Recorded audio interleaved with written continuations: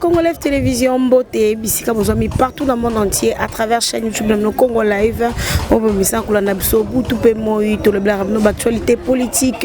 Il y a République démocratique du Congo, les Lopenza, toko solo la sur la question d'actualité. Na mon amboka Fumu Sabata, Ozali Bongo conseiller. Il y a président Félix Antoine Tshisekedi, puis Ozali Moko, na Katia IDPS, na Penza toko solo sur la question d'actualité. Mbote Fumu Sabata. Mbote ma très chère sœur.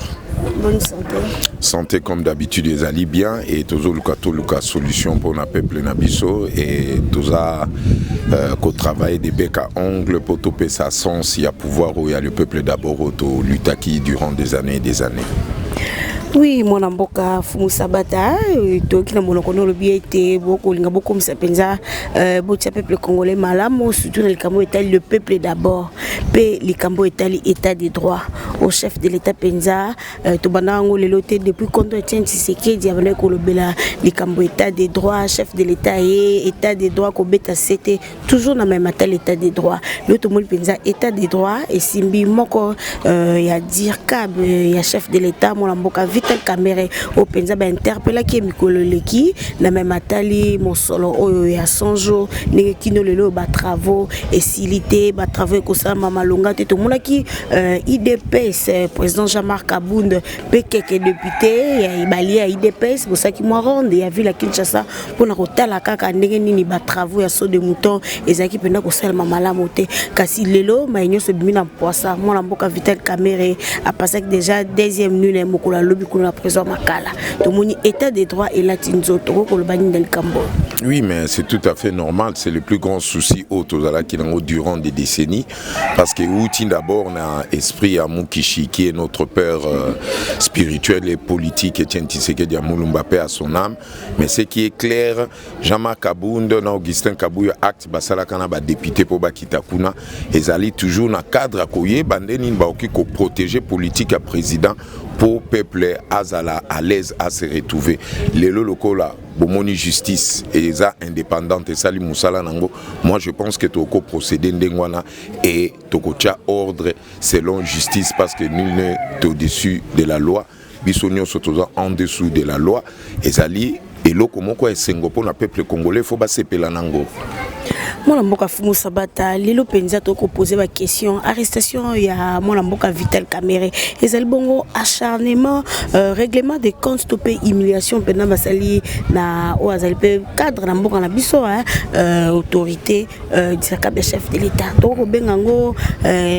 acharnement tout pe humiliation. Non, mais comment vous pouvez réfléchir comme ça quand on vous a toujours dit que état de droit ni kolobani donc soki mutwazana kombo moko ayebana sala histoire sala combo donc soka bungi simbongo ils a plus de 250 millions de dollars ce qui justice a interpellé comme acharnement et ali humiliation cesser de donner des fausses informations c'est l'état de droit la justice est indépendante le président avait bien précisé le président n'a rien à voir na arrestation na le président azali responsable à occuper que bon fonctionnement et mboka et que de normal justice est comme indépendante c'est à vous d'ailleurs beau CP là il faut beaucoup mis ça justice na biso na ba oyo bazo sala ke mécanisme justice na biso ezo sens ndenge to luta to reva et ça n'a rien à voir na acharnement ça n'a rien à voir na humiliation vraiment na kosenga ke batu bazala conscient batika koloba kabiloko bazo ko maîtriser te la justice n'appartient pas au président de la République la justice n'appartient pas à l'UDPS la justice n'appartient pas à qui que ce soit mais nous sommes en train de mettre ba principe où ekosala que peuple a se retrouver na bon fonctionnement ya mboka pour mbongo ekoki koyibaka et ko bunga makaka boité bon soit parce que aza directeur à cabinet za proche na même ngai soki président a remarqué que na sala loko monaza en dehors il y a respect il y a bien de l'état en dehors il y a ko vilpande ko sala comment on appelle ça ba crime économique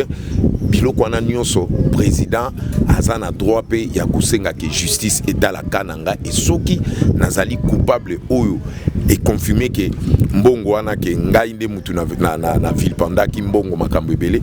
je suis obligé à se courber devant la justice na accepter na kende prison. C'est tout à fait normal. Botiko comme son politique et ça problème encore judiciaire, ça n'a rien à voir avec la politique, ça n'a rien à voir avec ma compte à rendre aux gens. Nous sommes là pour l'état des droits et beaucoup n'ont pas compris fonctionnement état des droits et zanini. Yangana bomoni ba fait nango ezali kopé sama et sali positivité pour toi bandeni ya ko gérer mboka.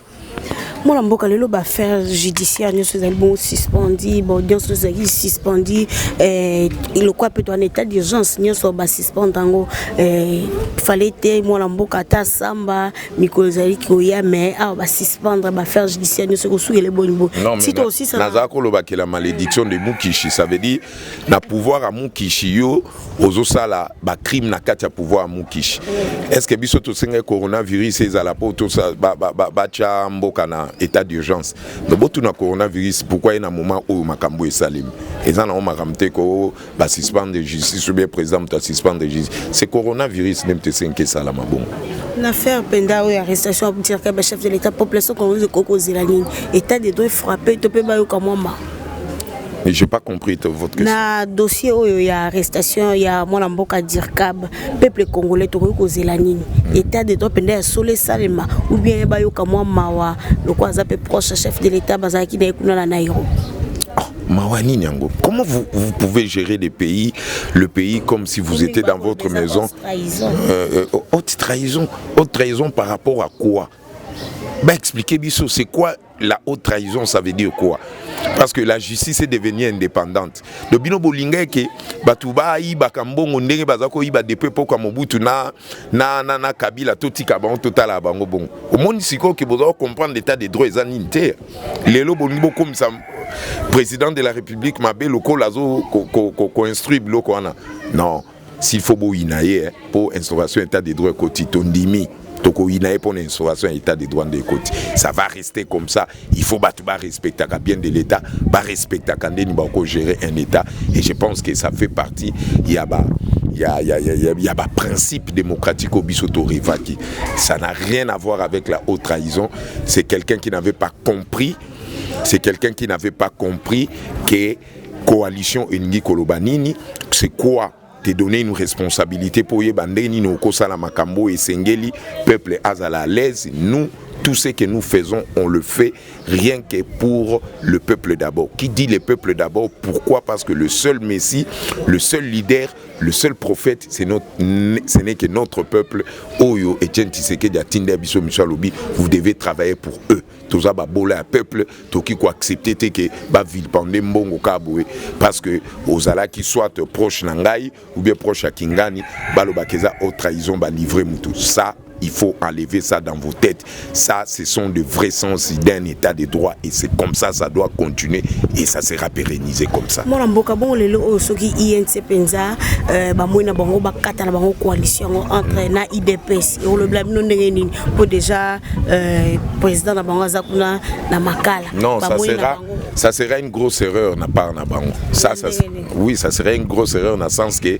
bazala qui peut être informé na makambo izala qui koleka. Pour justice à ça le makamtu justice à ça qui n'a pas preuve peut-être ils sont très mal informés bah yeba kité ndenge nini président Nabango qui est notre directeur à cabinet a qu'on s'est comporté sur la gérance des affaires à 100 jours na ba logement et ba militaire donc ceux qui ba lobby que ba kata coalition c'est leur problème. C'est à eux de mettre de l'ordre dans le des organisations au Baza qui comprendre. Moi, je pense que Tozan Abisso, la bienvenue ici, continuer. On peut continuer, mais ceux qui va saler en un cadre qui y a qu'au riposter contre la justice, Bazo Lukabala, sa président de la République, et Mutazan en tête à l'Ikambouana, là, c'est ça au Babengaka, l'amateurisme, Bazangi professionnalisme, parce qu'ils étaient là en tant que les gouvernants du peuple, Baza qui gouvernait, il y a directeur à cabinet. Oui, moi, je suis Sabata, tout la pandémie au Penza et Koboma, dans le monde entier, à peine na Congo, surtout dans la ville à Kinshasa, tout comme déjà 215 cas, au total 13 guéris na 20 décès.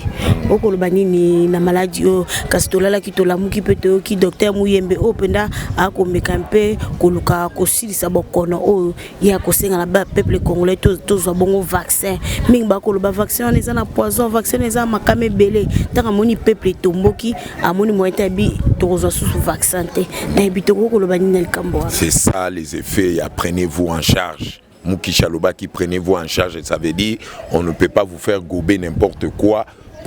parce que il y a des gens qui vous gèrent la santé, gérer la santé. Muyembe, tout ce qu'il a déclaré, c'est un grand monsieur que je respecte beaucoup, Asil Selabiso Ebola, mais Aye Bakango que avant toute décision hors que sa famille biologique, c'est le peuple congolais. Ce qui a ça qui engagement na ramification dans ma kamutali santé pour baluka beta vaccin. Déjà peuple a sa position ko yambangote, ça veut dire peuple ndé azali l'opposant oyo et Tshisekedi atikele abiso bazana droit ko boya eloko bango balingi et ça coup de chapeau vraiment pour le peuple congolais le quoi bobo vaccin c'est très bien pour ngaïpe qui déjà parmi bateau na boya kiango bien avant, j'avais tout précisé, mais ce qui compte na kosenga que ce monika ba malade o eleki so monika ba malade eleki na 250 et comité na ba 500 na ba 1000, il faut vous lever pour beaucoup il sa ba antenne, il y a ba téléphone, il y a ba réseau téléphonique, c'est là où le problème se trouve. Oui oui, zo ya na ba antenne parce que zali 5G ou nouvelle technologie ba installé au bazo benga 5e génération, tout le monde fait nango na Chine na Wuhan, place ba meka qui ba première antenne à 5G et boma ki ba nyamana bandeke et boma ki pe ba vieillard parce que ba vibration on a ba rayon on a ya vibration ce que zui mutu na nzoto ezoko sala manque ya oxygène na nzoto mtu ngona batu bazo zala asphyxié batu bazo zala na problème ya santé à partir ya vibration on a so sali omoni yangana nde ezo créer ba dégâts na kati ya nzoto ya batu bakoko mingi bazo kufa nango ezo créer ba dégâts na bato baza un système immunitaire ezali très faible na bato baza asthmatique ba diabétique ba biloko ndengwana et canon nango kutu eza bien lisusu o ezoko atteindre biso eza ba téléphone portable bozo porter na kosenga bino tito koma ba fin du mois oyo bola la kalsuna ba téléphone pembenité bokanga ka ba téléphone ezali loko ezoko contrôler biso parce que aigle ozo ka balobaka aigle l'aigle qui contrôle on est contrôlé à travers ba téléphone na ba télévision o biso tozo kotala yangana na kosenga bino boza la conscient boye bake makambo ezo salema ezali makambo ko ezali 3e guerre mondiale ezali technologique le virus est contrôlé à partir de téléphone na ba ordinateur. Bosala très attention 5G ezali technologie moko machiavélique, technologie moko ezali très dangereuse oyo eye pona et imposer nouvel ordre mondial au bazala ki kosenga na kosenga ke na bandeko bozali banda ba jeune soki bo remarquer kaka bato akomi ko sifoke bato bakomi ko koya kana banzela bazo sala ba vomissement na nzela bo luka place antenne ezali boko isa ba antenne wana nyonso. C'est ça la vraie version ya histoire à corona on a corona ezoko exister na microbe maintenant nous atteindre dimension o bango bazo luka ba ebisa biso te po soki atteindre dimension ndenge bazo memela biso na si moitié Chine mobimbelinga ki ekufa. Problème ezali na ba vibration, faites attention avec les téléphones parce que les 5G ezali 5e génération, il y a ba ordinateur réseau téléphonique na ba ordinateur na ba téléphone tozo ko sala yango nem tozo sala biso perte ya oxygène na nzoto ezobel sabatu bazo ko kufa. Oui, mon amboka fumu sabata to mo pusa so moke na suka émission na biso to beta na lisolo o penza ya bakatakatanga oyo mon amboka Gédéon Kyungu mikolekaki meka ko sala des autres kuna Lubumbashi to mona ki bande ko nso bakufaki ke yayi quelques blessés kasi chef de l'état senga ki penza arrestation ya Gédéon Kyungu kasi to ki pe baba Kyungu ya lobaki ete bato bako tinda penza Gédéon Kyungu asa makamba bongo ezali bongo ba FCC topé président sortant Kabila Kabange kasi lelo to moni chef de l'état atina ki penza délégation ministre Kakonde azali déjà kuna Lubumbashi akosala ba consultation pona ko lukaka ko lukaye je de okyungo pote yepe akili na justice ko banini na histoire pendant na kambo etali bakatakatanga. Non mais scénario on a tout le monde le sait ndeka guerre parce que le problème est ali il y a des gens qui veulent mettre de l'ordre, il y a des organisations, ça veut dire bacha intimidation pour la peur, c'est là dans la peur on arrive à contrôler les gens. Moi je pense que c'est quelqu'un qu'on doit déférer devant la justice à mérité à Samba s'il faut que akende prison à vie, il faut qu'il y ait des prisons à vie parce qu'à Zanzambe était pour s'il s'akaba peuple à Makaba peuple. Merci. Oui, mon amboka déjà likambo ya Gédéon Kyungo ezapeka yemo to moni pe ana ville Kinshasa ne mwana ntiemi wazali penza akosala penza désordre ana ville Kinshasa mikoleka to mona ki ne mwana ntiemi penza abimaki na nzela akosala désordre to moni bato bazoki makama ebelebele dossier ne mwana ntiemi penza mwana mboka. Oui, mon mboka Fumu Sabata, tout le monde est dans le Lubumbashi, j'ai des Kyungo, pe na ville Kinshasa, tout le monde qui n'est mon antiemi, il pas meka ko sala désordre, tout le monde qui mène nzela a koloba été le gouvernement oyo ekweya. Tout le monde qui peut bato bazoka qui makame belé sama qui kuna na station ma campagne. Affaire ne mon antiemi na ebité penda ye pas za moko bako traduire na justice ou bien topé mingi ne ba koloba o mutune ko sala mala moté azana makambe belé et chef de l'état ya mbe penza ba sola mekana ko à tout na penda eloko nini ye alingi topé mbongo po ya bana ko senga penza mosolo na ye o pas aki député mosolo ne Kabila Kanga akosenga paisibilité à Congo ezana batumonté que baza indispensable sans bango Congo koza la paisibilité eza question à temps boko yeba ka moko na moko ba acte bazo sala boye ba position ni baza nango problème à mon danse mi asali ya mbuma ya mabe mon danse maza nostalgique na makambo ya kala ba bako wana baza ko luka indépendance ba Congo tout ça ba makambo ebele ya tikali na culture wana azo kanisa ke indépendance à Congo ko ya à travers ye or tant que azoko quand même ko contrôler l'esprit à Mukishité, azoko ko contrôler l'esprit à Balubate, azoko ko contrôler l'esprit à Bato STT, azoko ko contrôler l'esprit ya ba o bazana na monde parallèle on a benga ba spectre, ça veut dire azali un guignol de la spiritualité. Azane ti joker wa ce qui sakabiso so to fani to kotina monde spirituel, to zo mona joker moko obeta ba carte azo na bandika, azo bamba bandika na mir na biso sko to se ke puis na mokilier beaucoup mona abandiolo bakyo na ngina beta bombe la yandika. Donc moi je pense que c'est question de temps beaucoup mon avec le temps ndengenini to ko corriger biloko na nyoso biso to lingi peuple mona ka ndenge ba scène wana ezo salema na suka émission na biso lelo penza Sénat to Assemblée nationale bango bako luka ba organiser penza congrès en urgence to comprendre qu'est-ce qui ne va pas mboka président Félix Akotambusa mboka malamote to pe tambo mwamba a penza na eloko moko zo planifier qu'on a destituer président Félix Kobanga batu nyonso bazali wana nani aza modèle na exemple to Kolanda vraiment to kela bango nde mawa yango na to acceptaki de faire cette coalition parce que le peuple d'abord ezaki concerné mutu nyonso to ana besoin bango nyonso ba participer na gérer mboka mais loko ba osala congrès na bango otalaka place bazoke nango pe place ba kosuka nango pour tous en état d'urgence bango moko bakendaki vacances pour na makambo kono oyo kasi lelo lobi bakomo bengisa penza congrès d'urgence Kabila luka ka état d'urgence azwa kango te mais fatia zo état d'urgence pour ndengeni parce que azana maîtrise à politique au Mukishati kele biso nous tous on est là on est en train de regarder bakansate ke totikela bangi bango nzungu no toza biso tuna kati ya nzungu le combat ezana kati ya marmite et vous allez voir place to kusuka na biloko. Oui, to comme na sope na suka momotuna ya parti IDPS pe bosuki ndenge nini mo mikoleka ki mo nungu zaki na kati ya IDPS kuna bakaboni IDP to souvent l'IDPS to moni Paul Chilumbu Peter Kaza Jacquemaine Chabani kuna pe mo lamboka Jean-Marc Kabunde na Augustin Kabuya ikabla ki penza de kimia ezongi na ngoto pe ezay problème il y a problème te IDPS ezo se porter bien ezande ba faire croire bino ke ezande ngwana so bo monde ba péripétie na nyoso ezaka ba makambo ba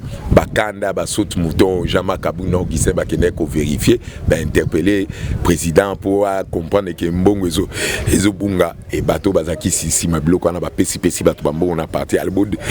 dégager bango parce que ba reverser mais bon monde qui état de droit sali œuvre nango et sali makamla onde sengelaki mais Kabunda Augustin bazana ngon momoni calme wana kiti to mesana na ba péripéties wana IDPS sokozo memango na ba vitesse ba péripéties wana ya onde sala ka ke biso tout comme mais tous à la hauteur quoi. IDPS il faut violenter quand toujours ndengwana. Mais en réalité, il y a des gens qui ont compris pour toucher le président de la République qu'il faut déstabiliser IDPS. Il y a un autre congrès, ça veut dire tout en ozomona bazo lingabul, balingi jama kabundu na Augustin pour baby que bangonde ba ça la force ya Félix pour azala éligible en 2023. 2023 quand même payé pour 2023. Président Félix pour 2023 mais ngana toutes nos questions mon ko yos oso mona muto za directeur à cabinet à mutu. So oza sensors à directeur à cabinet ça veut dire ozana pour na réussite ya président de la République. Parce que yosa directeur à cabinet à président ozo bake 2023 koza la candidat. Bon, batunende bazo baka ozala 2023 za candidat. Sikoyo problème t'es accord à Nairobi, la politique elle est dynamique, ça peut être bafoué à tout moment et quand on veut parce que la réalité on est toujours l'équipe pouvoir tout ça les coalitions tout ça qui na majorité na parlement et ceux tout ça qui na majorité tout le tout peut un accord on a la premier ministre mais ce que et ça les mindengwana ça veut dire tout les qui étape to avancer to comme une comme sous moi je pense que les accords au bango bazo lukaba bradé wana ba tombola ba chalikolo non ils se sont très mal comportés bango moko parce qu'il fallait qu'il batia dans ordre na katina bango et nde balinga ki bazala na confiance que to kende na 2023 to salake to respecter accord wana parce que yo to fandi ensemble yo sali makambo esengeli to salema po au gérer 2023 justice paix et qu'on remarque que non on s'est comporté dignement en tant que directeur à cabinet et bon il faut to lukato bebana to betana makofu bien tout ça là na mabe donc ce qui est plus important justice nda qui ko s'impliquer à salike Alexa que le président de la République doit marcher na bonne volonté au yakoluka ko bongisa mboka ça veut dire la volonté politique à président justice il fait protéger pour l'intérêt du peuple et c'est ce qui s'est passé za nango likambo rankinte et lo comme côté nous on a fait ce qui était l'essentiel on a accepté de coaliser avec tout le monde mais quand la coalition vous n'arrivez pas à mettre de l'ordre en vous qu'est-ce que nous on a à voir na kata désorganisation na bino c'est comme ça l'état de droit est ko séparé politique au ezali ya ba responsable Matondi mingmo mboka Fumu Sabata malbano asuka na baonyo bakolando partout dans le monde entier message ne ko lancer na bana Congo bakolanda ba diaspora okolomani bozala la hauteur bino ba journaliste makambo bozo communiquer auprès de la population ça c'est ce que je vous demande ça veut dire vous devez savoir quel est le rôle que vous êtes en train de jouer quel genre de questions que vous pouvez poser quel genre il y a des problèmes qui qu'on résoudre pour aider peuple pour qui journalisme but nango final les alliés pour peuple azala bien parce que vous faites partie de l'entité à peuple mais vous allez kaba polémique carte bozo lukabo chaka songi comme ça problème il y a arrestation handicap comme si il y a problème politique ou qu'il y a problème judiciaire et ça c'est ce que je peux vous dire et bolinga Congo bolinga le peuple congolais en plus bosambela kaba koko na bino pona fatiazwa courage ya ko bonkisela bino mboka na futur progéniture na bino. Merci ma très chère sœur. Balandia Congo Live Télévision, merci pour vos avis qui est belé Rolanda Bisso à travers chaîne YouTube Lamno Congo Live. Oui, mais ça le ma question d'actualité politique en Mboka Lamso. Tout ce là qui ont penza na mona Mboka Fumu Sabata zali moko ba conseiller chef de l'état puis moko na katia UDPS. Na penza tout ce là qui sur ma question d'actualité zali kota mona Mboka Lamso Congo. To comme na suka. Merci na vous qui bon na si ma caméra Guy Botombela. Merci na bonjour banda qui sont partout dans le monde entier mon vieux Roger Luma. Mon le président Félix Bambotenayo, en tentant tous les caractères mauvais David Olito, c'est le Tunga de Lausanne Bambotenayo, Papa Jean comparé depuis Bruxelles. Nous sommes en tout le monde a mis les